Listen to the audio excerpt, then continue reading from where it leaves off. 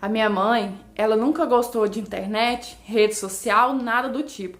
E eu deveria muito ter ido na dela, porque eu tava com 16 anos e tava passando por um momento muito delicado na minha vida. Eu tinha acabado de romper com um cara que era muito importante pra mim, tinha sido meu primeiro namorado, eu tinha perdido a minha virgindade com ele. Então eu tava assim bem pra baixo mesmo, carente quando aquele cara apareceu na minha vida. Eu tava bem no Facebook, mexendo normalmente, como eu tenho mania de ficar olhando os vídeos, as publicações das pessoas, né? Quando de repente chegou uma solicitação de amizade e eu aceitei, mas meio que no automático. Sabe quando você clica, aceita, mas nem dá bola, não olha o perfil da pessoa, nem nada? Foi isso que eu fiz. E depois que eu aceitei, ele passou a me enviar mensagem todo santo dia, só que eu não olhava também, porque eu não tinha interesse nenhum. Porque eu penso assim, que a pessoa que manda solicitação pro outro, sem nem conhecerem nada, sei lá, eu não dava bola pra isso. E deveria ter mantido assim, né? E quando foi uma vez, a minha mãe saiu, eu fiquei sozinha em casa e me bateu uma bad desgramada. Eu tava pensando em conversar com o ex, mas eu tava me mantendo firme pra não cair naquilo quando eu decidi entrar no perfil dele pra poder stalkear. Falei, quer saber, eu não tô fazendo nada mesmo, vamos ver a cara desse chato. Ainda falei desse jeito. E quando eu entrei no perfil dele, eu simplesmente fiquei maravilhada com o que eu tava vendo. Um moreno, dos olhos verdes, perfeito. Mas é bem como fala a minha mãe, quem vê cara não vê coração. Nisso, quando eu vi o perfil dele, eu já fiquei desesperada para poder enviar mensagem. Mas eu falei assim, eu nem conheço ele, eu fiquei esse tempo todo ignorando ele, é melhor não. E aí, o que eu fiz? Eu simplesmente curti a última publicação dele para ele poder entender que eu tinha feito aquela visita para ele no perfil. E aí, assim que ele ficou online, ele já veio logo me mandar mensagem também, mandou, oi, tudo bem? E eu já fui logo respondendo e o papo super fluiu, porque ele conversa muito bem, né? Tem bastante lábia, é bem desenvolto, então é bem fácil cair na dele. E a gente passou a se falar todo santo dia a gente se falava. Naquele momento que eu tava passando tão delicado na minha vida, ele tava sendo a minha distração, ele tava sendo a luz no fim do túnel, era assim que eu enxergava ele naquele momento.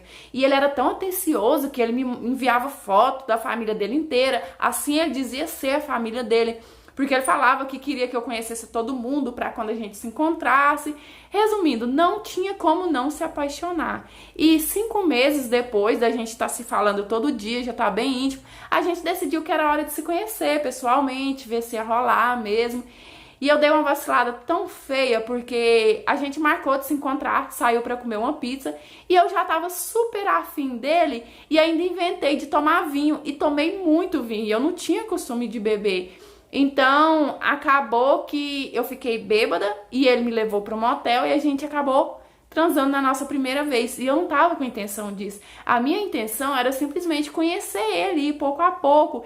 Eu não vou mentir que foi maravilhoso, foi, assim, perfeito mesmo. Ele não tinha sido meu primeiro, né? O meu primeiro tinha sido aquele que eu tinha acabado de terminar. Mas ele foi muito cavalheiro comigo, gentil, foi tudo muito perfeito. Apesar de eu estar naquele estado que eu nem me lembrava muita coisa, mas eu tinha a sensação que tinha sido perfeito. Depois disso, a gente passou a ficar frequentemente, se ver sempre, se falar mais. E logo aconteceu o namoro. Logo a gente começou a namorar sério. Ele veio em casa conhecer meus pais e tudo certinho. E eu tava assim, tão feliz, tão agradecida, que eu pensei assim, que bom que eu superei o outro. Que bom que eu tô conseguindo viver novamente, tô conseguindo me sentir feliz, né? Pra mim, eu tava me sentindo como se fosse o início de um sonho.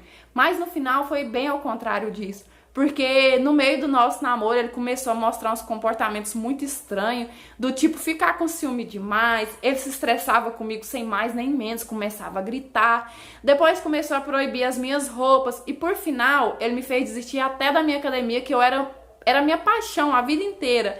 E a minha mãe, ela me criou sabendo não aceitar viver num relacionamento assim. Desde que eu fiquei mocinha, que a minha mãe sempre me explicou o que era um relacionamento abusivo. Então, eu não aceitava aquilo pra mim. Foi quando eu decidi terminar com ele, com o coração partido, porque eu já tava gostando dele muito, mas decidi terminar. Só que ele não aceitou. Quando eu falei pra ele que não queria mais, ele simplesmente falou pra mim que não aceitava que eu deixasse ele, porque desde a primeira vez que ele viu o meu perfil no Facebook, eu era dele. Eu cheguei a ficar com medo dele me falando aquela coisa, parecia bem coisa de psicopata, só que eu não dei muita bola. Eu só respondi pra ele, oxe, sou sua coisa nenhuma, não sou objeto. Virei as costas, saí, fui embora. Quando eu cheguei em casa, tinha uma mensagem dele. Era um vídeo com a pergunta assim, e aí, é minha ou não? E quando eu abri o vídeo, eu perdi totalmente os sentidos. Eu não enxergava nada na frente, eu não conseguia ouvir nada. Era como se tivesse aberto um buraco nos meus pés, assim, ó, e eu quisesse muito pular dentro, porque ele tinha filmado toda a nossa transa daquela primeira vez que a gente se encontrou. E como eu tava bêbada, eu não percebi a hora nenhuma que ele tava filmando. E ele nunca tinha mencionado isso. O tanto que ele já tava de má intenção desde o começo. E ele começou a usar aquilo pra me chantagear. Que se eu deixasse ele ia publicar aquele vídeo na internet, ia mandar em todos os grupos que ele participava e eu fiquei desesperada. Foi, assim, eu acho que foi pior do que ter terminado com aquele primeiro namorado. Eu acho, não, eu tenho certeza. Foi um período de tortura, porque eu fiquei dividida entre não querer ceder aquela chantagem dele e ao mesmo tempo eu não queria de jeito nenhum que aquele vídeo caísse na internet, né? Já pensou, a minha família vendo, os meus pais vendo, meus tios, era um dos meus piores pesadelos. Eu fiquei tão assim no fundo do poço que eu cheguei a pensar em tirar a minha própria vida. Foi quando eu decidi falar com a minha mãe, contar tudo o que estava acontecendo. E no meio de tanta merda que eu fiz, essa foi a única decisão certa que eu tomei.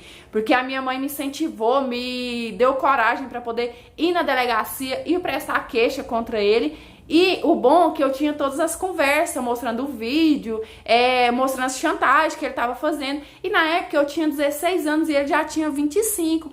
Então, o que agravou o fato não foi nem tanta chantagem. Lógico que chantagem é crime. Mas foi o fato de eu ser menor de idade, a gente ter ficado e ele ter filmado. Então, isso nem precisou de muita coisa mais contra ele.